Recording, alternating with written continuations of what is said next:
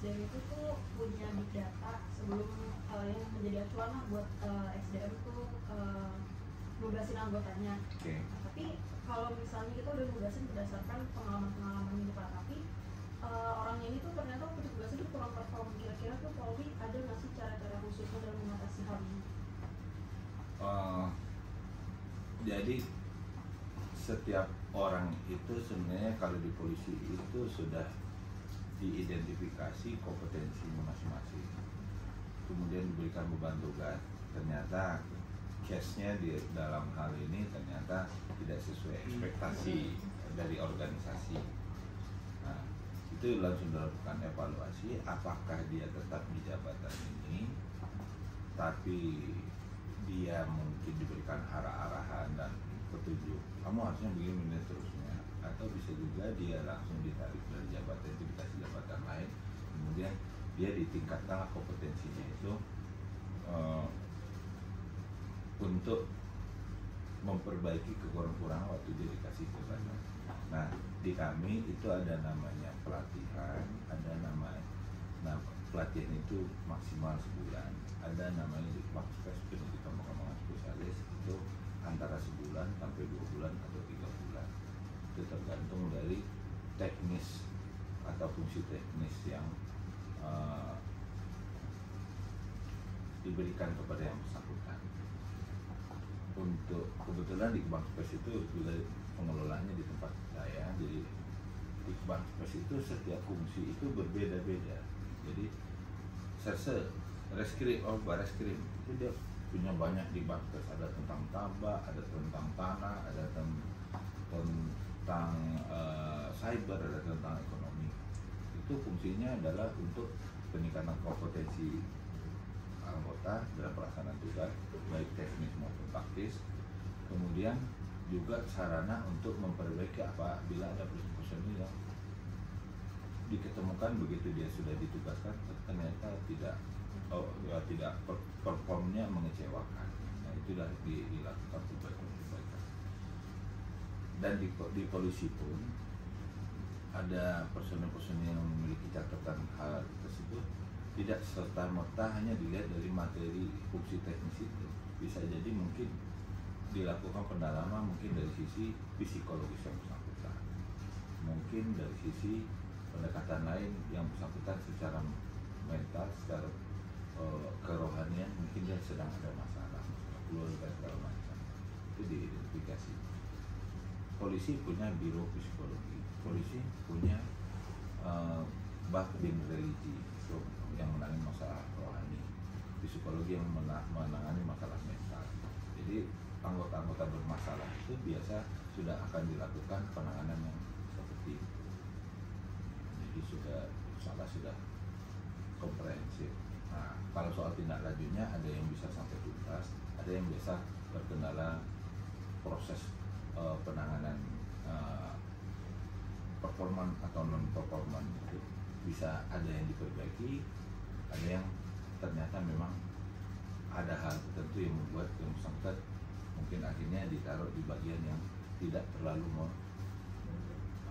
tidak terlalu memiliki fungsi kompetensi personel yang terlalu dalam, misalkan atau mohon maaf bukan mengecilkan hati segala macam ya, mungkin kita punya di sini bagian pelayanan markas, ya itu mungkin dari bagian kontrol utama segala macam. Bukan berarti itu ada orang ngomong ini berarti polisi yang sedang, bukan ya. Nah, karena itu mungkin relatif tidak beresiko dalam hal tugas-tugas kepolisian macam, bukan berarti nggak beresiko. Begitu Jakarta aman ada aliran listrik disiram sama dia pakai air juga dan seterusnya.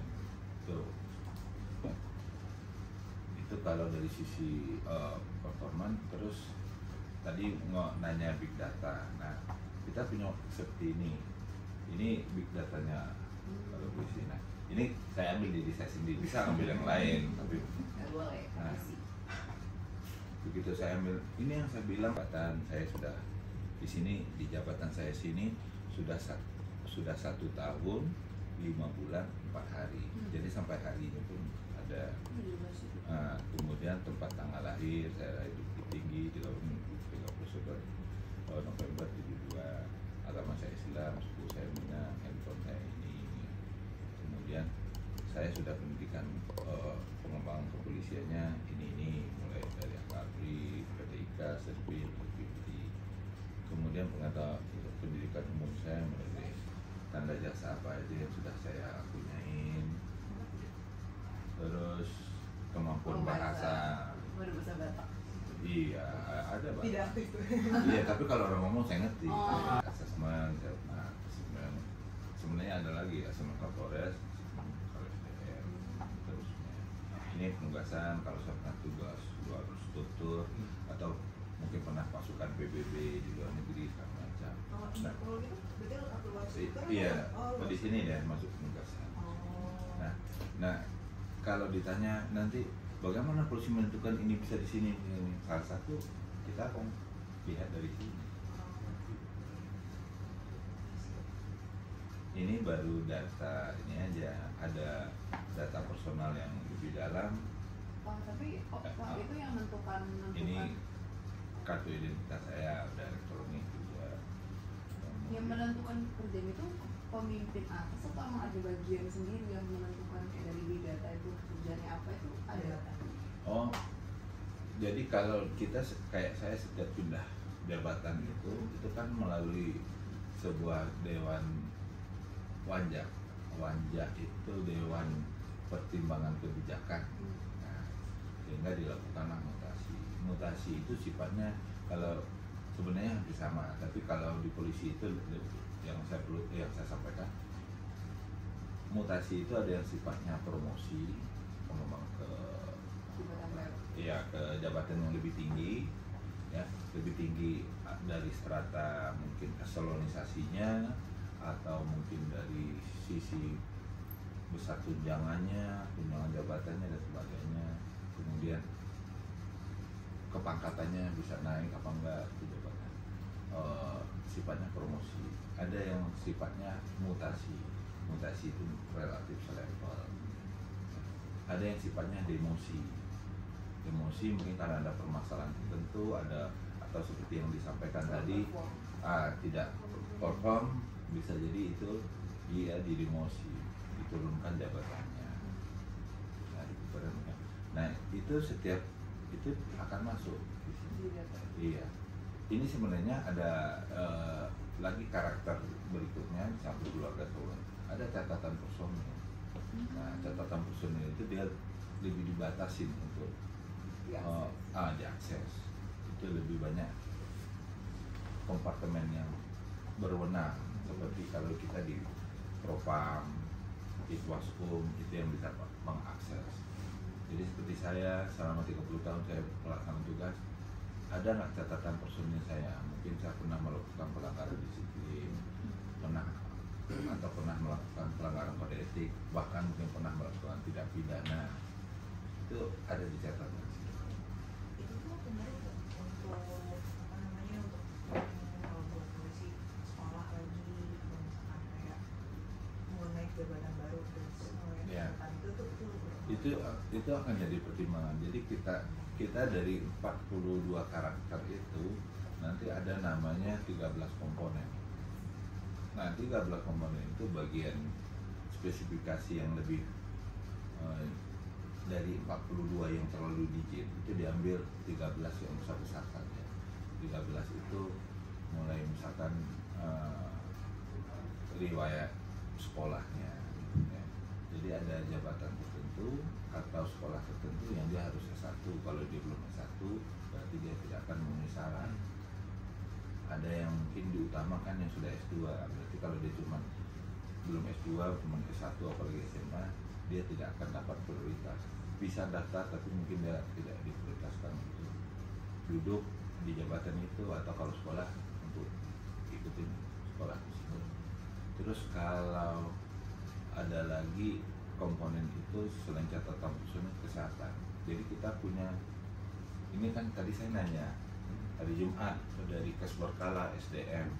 Jadi kita pemeriksaan kesehatan itu setiap 6 bulan kita diperiksa, itu catatannya ada di dokter. Nah itu bisa diakses oleh kompartemen tertentu. ada rohani. Rohani itu tingkat kemampuan rohani keagamaan kita, Islam, Kristen, Hindu, Buddha itu ada di religi, ada namanya rohani. Jadi setiap 6 bulan itu kita akan mereview pengetahuan agama kita. Itu ada seperti pertanyaan-pertanyaan itu kita akan ngisi seperti CAT lah, Computer Assessment Test. Nah, begitu kita akses, dikasih password, kita masuk.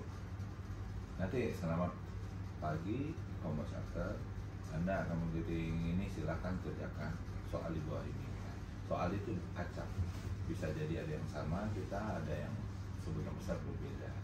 Tapi intinya itu tahapannya sama. Kalau sedang sulit, sedang, susah.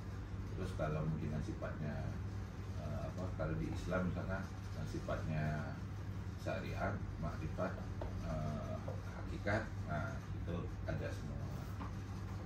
Ada lagi kita namanya mental. Setiap 6 bulan kita ngisi, ya, tingkat stres, tingkat kestabilan mental kita itu kita ngisi. Nah itu ada nilainya. Ada lagi kita jasmani berkala, itu ada Ebinjas namanya. Jadi saya kebetulan 10 hari yang lalu, saya ikut Ebinjas, ikut jasmani berkala. Nah setiap rangkuman setiap semester itu ada di komponen ini. Hanya bisa dilihat sama kompartemen yang berkompeten. Jadi kalau yang terbuka seperti yang saya tunjukkan tadi, tapi kalau yang lain itu ada aksesnya lagi. Nah, itu alat ukur di Polri, seseorang itu layak apa enggak, seseorang itu memiliki kompetensi apa tidak. Ini pun sebenarnya ada data lagi. Karena sekarang zaman BNSP, Badan Nasional Sertifikasi Profesi. Jadi juga ada di sini kelompoknya sertifikasi yang kita miliki. Kayak saya pernah kabak Binjas, jadi saya punya sertifikasi penguji jasmani. Nah itu saya udah masuk di sini. Nah itu bisa diakses. Jadi saya sudah pernah menjadi asesor dari assessment center. Saya punya sertifikat asesornya, itu juga sudah tem. Jadi kalau nanti ada jabatan fungsional asesor media tingkat 1 karena saya sudah di level itu, atau asesor utama untuk nanti dapat jenderal, itu dengan adanya sertifikasi saya itu sudah menunjukkan bahwa saya memiliki kompetensi untuk menjadi asesor. Kayak di polisi yang mungkin yang terkenal sekarang, misalkan polisi anjing, dia itu punya sertifikasi pawang anjing itu. Ada yang kuda, dia punya sertifikasi pawang kuda. Harus bisa ya? Harus bisa berarti. Karena kan dia sehari-hari ditugaskan di polisi satwa, pol satwa, kemudian dia dididik, kemudian sehari-hari dia melaksanakan, dia juga sudah profesional di bidang itu.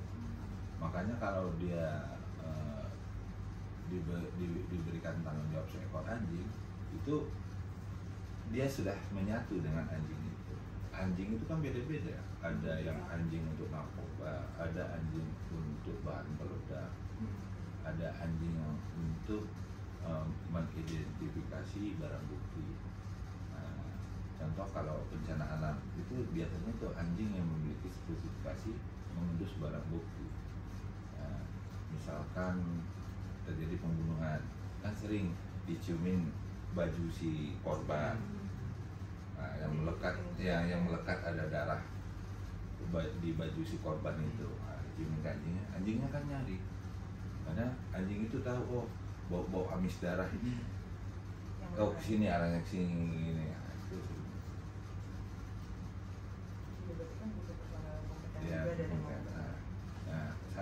kami di sini makanya kayak safety saya tahu kok ini, karena seperti tadi yang saya banyak saya cek, itu salah satu adalah Big Bang Space Satwa. Nah, satwa itu pawang anjing. Nah, begitu pawang anjing itu dia ikut Big Bang Space itu 1 bulan. Setelah 1 bulan dia langsung lakukan uji kompetensi sama BNSP dan LSP, Lembaga Sertifikasi Polri sama BNSP.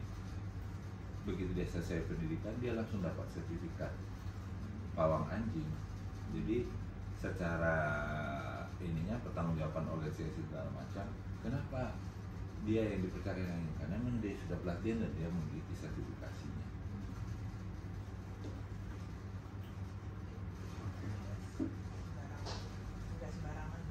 Ya.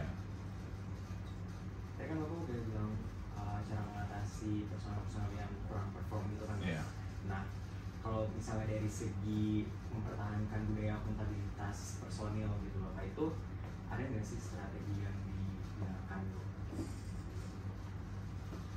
Yang kurang performanya itu ya? Yang iya tadi kan sebelumnya kurang Yeah. perform. Nah, kalau ini yang memelihara budaya akuntabilitas. Oh, akuntabilitas. Kalau untuk akuntabilitas itu secara umum kita setidaknya 2 kali setahun kita dilakukan wastik, istilahnya pengawasan dan pemeriksaan. Itu oleh fungsi auditor. Kalau di polisi itu pengawas fungsinya Itwaspum, Inspektorat Pengawasan Umum. Kita di awal tahun itu dilakukan wasrik perencanaan dan pengorganisasian. Itu dilakukan di bawah tanggal bulan 6. Jadi seperti sekarang kita sudah selesai. Nanti begitu nanti bulan 9 sampai akhir tahun itu nanti akan ada wasrik tahap 2. Jadi tahap 1 perencanaan dan pengorganisasian. Nanti di akhir tahun itu ada DAL, pelaksanaan dan pengendalian. Nah, jadi kalau di akhir tahun itu biasanya yang lebih sensitif. Kalau di depan itu berdasarkan RKT, IPA RAKR, ya. Misalnya kan kalian udah paham gitu ya, IPA RAKR. RKT itu rencana kerja tahunan Kementerian Lembaga. Kalau di IPA RAKR, daftar isian proyek dan anggaran. Nah, dari RKT nanti didukung di Pak RKL itu kegiatan yang sudah ada duitnya, dukungan anggarannya. Nah, itulah yang kalau presiden di akhir tahun sering penyerahan di Pak Kementerian Lembaga. Nah, intinya itu ya. Jadi kegiatan yang harus kamu kerjakan tahun depan ini ada di dalam sini. Dukungan anggarannya ini ada di sini. Tahun depan kalian kita kerja.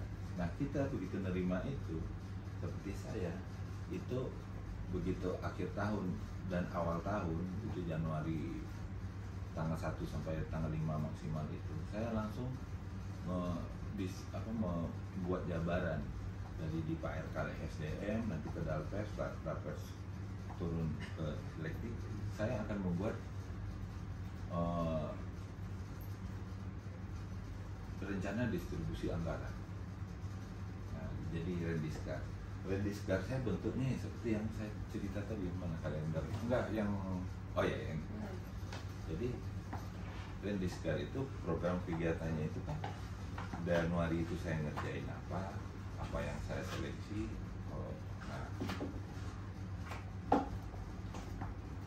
Nah ini, jadi saya ini kan satu biro, saya itu punya saya yang merah-merah. Nah, yang biru-biru ini punyanya dia Bak di atas. Yang hijau-hijau ini punyanya Mbak Rimdik. Nah, jadi saya nanti tanggal 4 mau ngapain segala macam. Terus tanggal 16 saya ngapain sampai tanggal ini sudah. Ini dalam bentuk sederhana dan simpel. Orang lihat mungkin tidak paham, tapi kalau saya ini nanti kalau saya jabarkan, perlu jabaran lebih rinci, itu setiap bulan itu saya akan menandatangani itu program kegiatan BAK. Nah, program kegiatan BAK itu intinya dari DIPA RAKL. Ini bulan Januari, ini bulan Februari, begitu Karena ini berarti banyak kegiatannya. Karena begitu habis pemilu langsung rangkaian seleksi. Karena selama Januari dan Februari saya mungkin hanya tahapan persiapan. Tidak bisa, ini kan hanya persiapan, tidak proses seleksi. Begitu ini semua seleksi semua nih. SIP, Rikes, contohnya nih SIP, Rikes, kemudian PKM 2, SPPK, TPK dan bahasa Inggris. Nah ini seperti ini. Ini adalah bentuk dari manajemen kinerja saya ya, modelnya seperti ini. Nanti berapa saya mau ngapain aja, tanggal berapa aja, udah saya pakai ini aja. Nah, kalau kayak saya, kalau waktu-waktu luang saya cuma melihat kapan lah yang merahnya. Satu, dua. Ini masih rame gitu ya. Rame semua. Juni juga masih rame. Rame semuanya. Nah, ini kan bentuk, enggak akhir tahun. Nah, ini lagi tes spesimen sama spesimen ini meriah nih. Iya. Kalau di rapor kan. Nah, nanti begitu di akhir tahun. Ini merdeka. Desember saya tinggal review kegiatan sama anggaran. Iya. Ini pertengahan November harus selesai karena hasil seleksi paling lambat di awal Desember saya sudah harus menyampaikan ke Lemhanas. Nah, itu sebagai gambaran.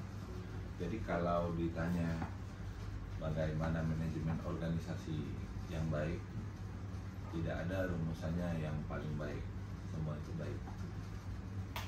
Tergantung dari manajer yang ada di organisasi itu, tergantung dari individu dan sarana prasarana dan sumber daya yang ada di organisasi itu, serta satu lagi yang tadi saya yang pertama ditanyaan itu chance of comment. Loh, ini kok nanya langsung chance of comment kan? Itu yang jelas. Garis besar dari atas itu maunya, maunya kemana dan bagaimana mencapainya itu tadi. Iya, jadi tidak jelas dan tidak gamang bawahannya. Terus kaitan dengan chance of comment ini juga tidak dikonotasikan bahwa wah itu otoritas tidak. Di tataran ini justru dengan chance of comment kita misalnya segala macam kayak tadi kita revolusi. Saya bukan berarti saya harus kayak kerbau dicucuk sama pimpinan saya. Kamu ke kanan, kamu ke kiri. Enggak harus mata-mata harus begitu juga. Saya punya ruang untuk menyampaikan juga. Jenderal izin menyampaikan ini begini-begini. Kalau boleh akan lebih efektif dan mestinya kita dari targetnya yang harus dicapai ini kita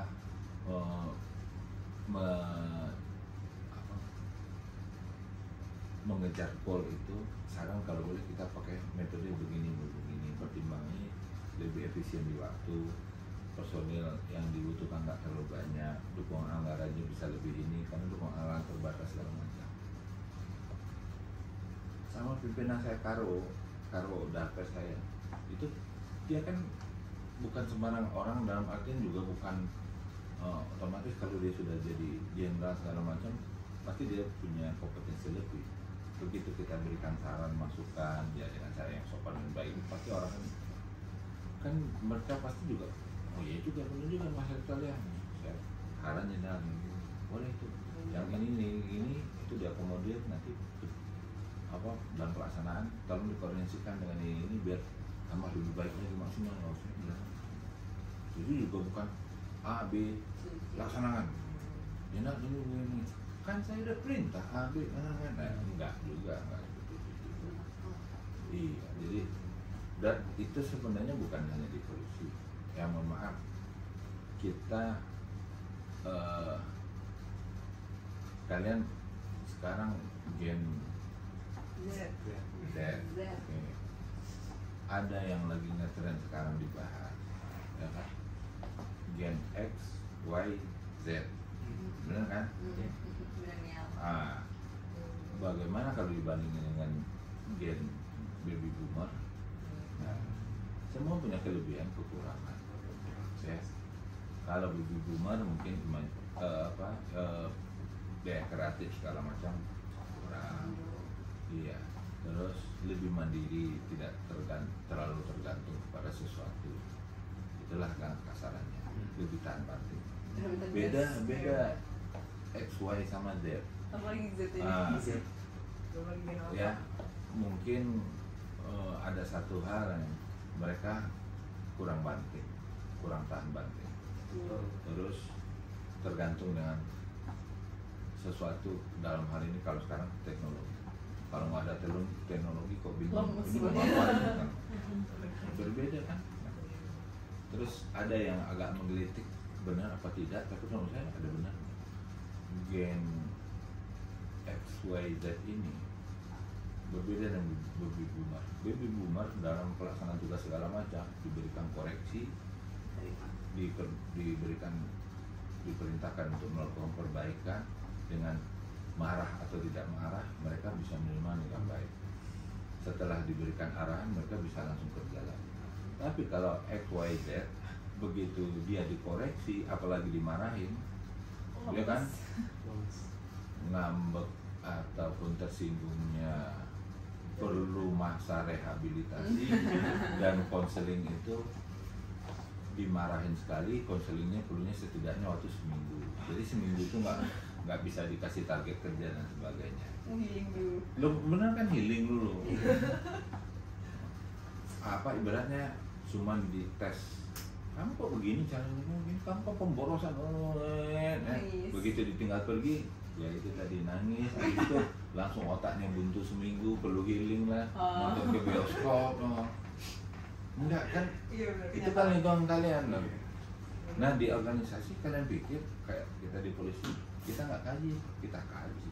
Karena di polisi kan juga begitu yang kelompok-kelompok umur di bawah 30 atau 25 tahun ke bawah kan X, Y, Z.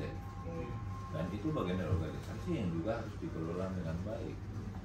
Begitu dia mutung, begitu target kerja nggak tercapai, kan dikoreksi. Begitu dia mutung, apa yang harus kita lakukan? Nah kita kan harus paham, oh memang karakter generasi kelompok ini begini. Nah, cara penanganannya gimana ya? Mungkin dia akan dilakukan pendekatan yang lebih menyentuh. Begitu marahnya, mungkin lewat temannya panggil itu, bawa ke sini.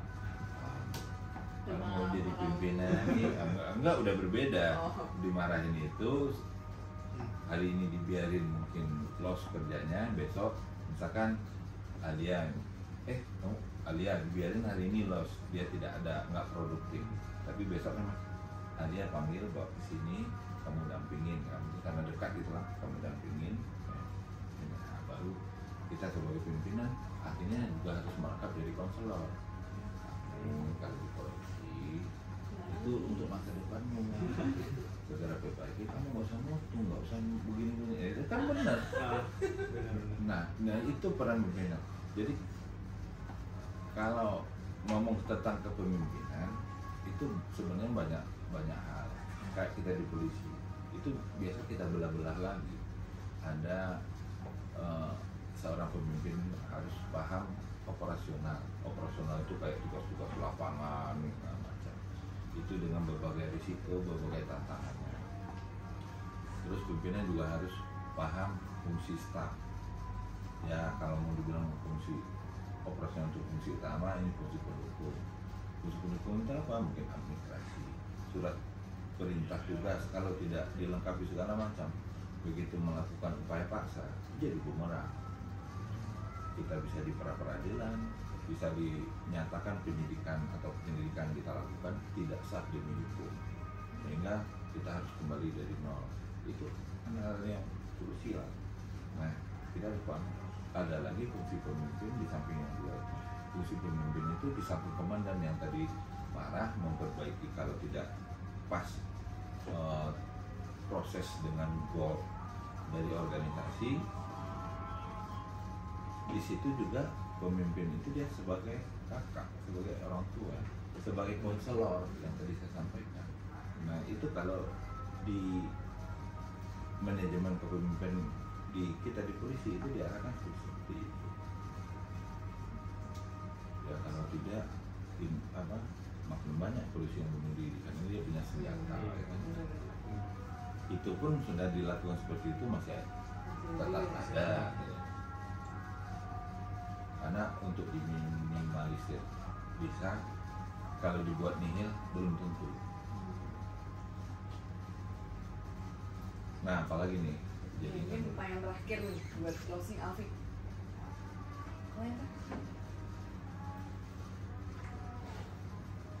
Mungkin ini sih Om, Bapak, maaf.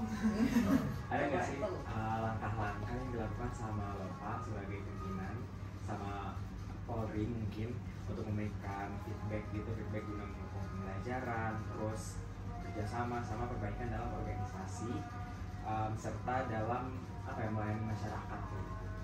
Jadi kayak feedback apa yang bisa diberikan? Ya, sejauh ini secara organisasi polisi senantiasa melakukan upaya-upaya perbaikan, penyempurnaan. Nah, sebagai contoh untuk visi Polri Presisi itu kita ada posko istilahnya posko presisi yang fokus untuk penanganan hal tersebut. Dalam posko presisi itu dia lebih fokus bagaimana mengoptimalkan pelaksanaan tugas Polri, pertama, yang kedua memaksimalkan pelayanan program masyarakat, ketiga meminimalisir keluhan-keluhan dari masyarakat. Kemudian ada lagi tambahan dari Polri Presisi itu meningkatkan akuntabilitas organisasi, karena endingnya nanti begitu ini semua sudah berjalan, akuntabilitas organisasi itu kan ada indeks kepercayaan publik, kemudian ada indeks akuntabilitas yang diukur setiap tahun oleh BPK. Itu yang nanti kalau polisi kan sudah 10 tahun terakhir ini WTP terus soal jatah pengecualian, itu kan adalah bentuk-bentuk dari akuntabilitas organisasi. Di posko presisi kayak SDM, kebetulan kayak saya itu membidangin forum belajar bersama. Di forum belajar bersama itu setiap 2 minggu sekali saya itu memberikan materi kepada Mabes Polri, Satker Mabes, Polda jajaran sama Polres melalui Zoom itu dengan narasumber baik dari internal Polri maupun dari eksternal Polri dengan tematik yang disesuaikan dengan kondisi dan perubahan situasi. Sebagai contoh, sebelum pemilu saya tematiknya itu saya arahkan ke mendukung atau meningkatkan kompetensi anggota dalam rangka pengamanan pemilu, mulai daripada tahap-tahap pemilu itu kami undang dari KPU, kemudian dari SOK Polri, itu bagian yang mengendalikan operasi pengamanan pemilu, tahapan-tahapan pengamanan dan langkah-langkah, job description yang sudah dilakukan Polri apa aja kita undang. Itu se-Indonesia jadi mereview, oh ya ini harus dilakukan. Kemudian tahap berikutnya kita undang dari Bawaslu memberikan pencerahan dalam pemilu tahapannya ini, nanti pengamanan polisi begini, tidak boleh ada anggota polisi yang melakukan begini, memihak salah satu dan lain. Itu Bawaslu udah mengingatkan, itu udah kita lakukan. Itu mungkin kalau yang dimaksud nanti apa yang dilakukan untuk segala macam. Itu baru dari tematik yang kaitan pemilu. Nah kemarin untuk peningkatan pelayanan publik Polri kepada masyarakat itu dua kali Pak Ignatius Joman dijadikan narasumber memberikan pencerahan. Jadi intinya yang kenapa kok Pak Ignatius Jonan, karena dia begitu awal menangani PTK kereta api waktu masih udah KAI atau masih PT kereta api dulu, awal-awal yang dia dari dari bank kemudian dipindahkan dia ke untuk menaik kereta api. Kan dulu pesimis semua. Nah Ignatius Joman Yonan itu dulu cerita apa yang pertama saya lakukan. Jadi yang pertama saya lakukan, saya identifikasi individu yang ada di kereta api. Ternyata itu 60-70% itu lulusan sekolah dasar dan SMP, yang jaga palang pintu, yang tukang robek kaca segala macam. Itu lain. Terus begitu saya sudah apa yang harus dilakukan, masyarakat ini maunya apa? Maunya tertib, bersih segala macam. Dia ketemulah WC di kereta api, WC di stasiun Dorong. Dia ngasih contoh, dia bilang, saya ke stasiun, saya panggil katanya, ayo hari ini kita sama-sama bersihkan kamar mandi. Saya ikut bersihin pakai apa, pewangi, kayak gosok. Kereta api juga begitu, pas lagi di stasiun yang di bagian pembersihan itu ya saya ikut bersihin ya kamar mandinya segala macam. Tadinya kereta api itu kalau yang orang Jawa Pak Ignatius Jonan, pertama saya jadi di kereta api itu buangan kotoran dari WC kamar mandi yang ada di stasiun kereta yang ada di kereta api itu kan langsung ke rel. Iya, itu begitu saya sudah tahu ya ini kan membuat masyarakat antipati, makanya ada yang melemparin sama macamnya. Dibuatlah setiap kereta api itu ada penampungan safety tanknya, begitu yang kereta api mesti bersihin. Nah seperti itu. Iya, sifat sebenarnya nggak usah diajarin, udah tahu bahwa itu yang harus dilakukan. Cuman masalahnya tahu itu yang harus dilakukan, kenapa nggak ada yang melakukan? Nah itu masalah. Jadi begitu Pak Ignatius Jonan yang menjelang polos melakukan, ya ini yang benar. Padahal sederhana dilakukan. Karena sekian lama tidak ada yang care, nggak ada yang peduli, jadi cap orang wah ini tahu sama. Terus beliau juga cerita tahap berikutnya perbaikan fasilitas, kemudian baru saya perbaikan sistem. Sekarang nggak ada lagi calo kereta api, benar nggak? Terus, iya, terus sudah tertib. Nggak ada jual juga sekarang. Beliau juga di sesi pertama atau kedua dia juga cerita, saya juga harus memberi contoh. Saya sengaja saya pulang pergi ke Surabaya, Jakarta Surabaya, walaupun saya di kereta api, saya tidak minta gratis. Jumat besok saya mau pulang ke Surabaya, beliin saya tiket, ini duitnya. Pak Owen, beliin saya tiket, ini duitnya. Saya mau pulang sama istri saya. Sama dibeli. Lama-lama kan Pak Direktur aja Surabaya beli. Nah akhirnya tidak ada lagi anggota-anggota KAI itu yang memamerkan itu dia. Terus dulu ada namanya Argo Loncat, nyuri-nyuri masuk kereta api, begitu mengangkat karcis ada yang di kamar mandi ngeden, ada yang di restoran. Nah, itu dihilangkan ya karena dengan pemberian contoh langsung sama direktur. Sama satu lagi yang menyentuh itu kata Pak Ignatius Jonan itu, dia memasukkan sistem komputerized dan gadget itu, sehingga kereta api sekarang kan terukur.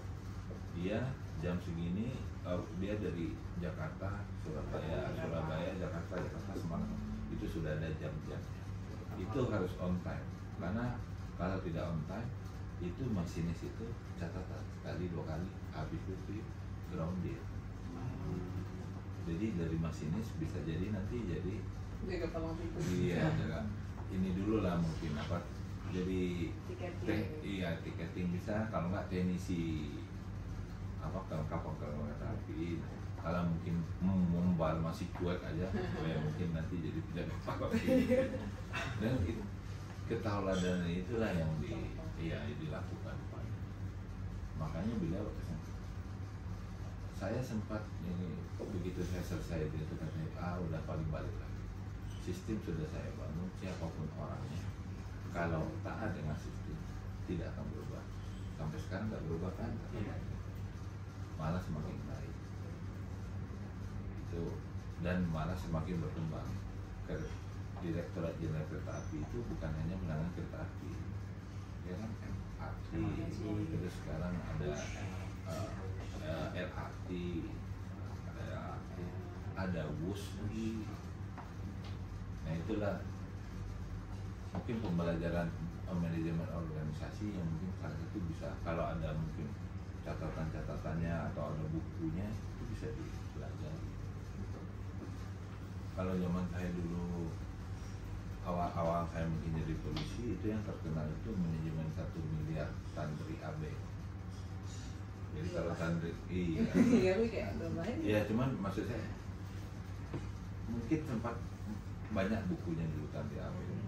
Jadi kalau Tandri Abeng itu namanya dia manajer profesional. Salah satu yang saya ingat itu manajer yang baik itu tidak harus senantiasa berada di lapangan. Manajer yang top itu walaupun dia tidur, dia tetap bisa bangun-bangun, dia sudah bisa menemukan, menghitung keuntungan yang didapat oleh organisasi yang tidak. Jadi dia tidak harus di kantor segala macam, tapi organisasi tetap jalan. Ibaratnya dia tinggal tidur pun, begitu dia bangun tidur, uang masuk tetap jalan. Nah itulah yang mungkin sedikit banyak jadi basic dari startup.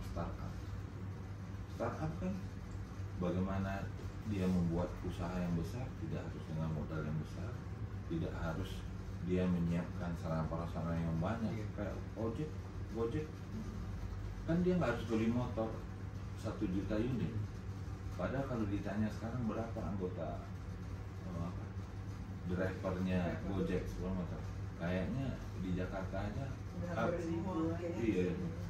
Jadi kalau dikumpul se Indonesia, kalau Indonesia sekarang berapa, 231 juta ya, yang update kekinian, berarti 31 juta. Mungkin se Indonesia Gojek itu bisa mungkin kalau 22 juta pengendara motor dan mobil, kayaknya udah di bawah dia kan. Bayangin aja sehari kalau 2 juta, misalkan dia ambil 100 saja lah fee dari 100 sepeda motor itu sehari lah ya, bukan setiap jalan, sehari aja. Berarti 2 juta udah 200 juta ya, 100 satu hari 200 juta udah bersih buat dia kan. Begitu kali 30 ya, berarti 6M. Itu mau libur nggak libur, Gojek kan nggak libur. Nah itu hanya gambaran aja. Kalian udah manajemen pemasaran, nanti kalau tidak punya daya kreatif segala macam tidak harus jalan ya nanti. Bagaimana caranya memiliki rumah produksi, bisa menjual berbagai barang produksi, tapi tidak punya pabrik, tidak punya rumah produksi, ya itulah yang mudah sekarang. Oke.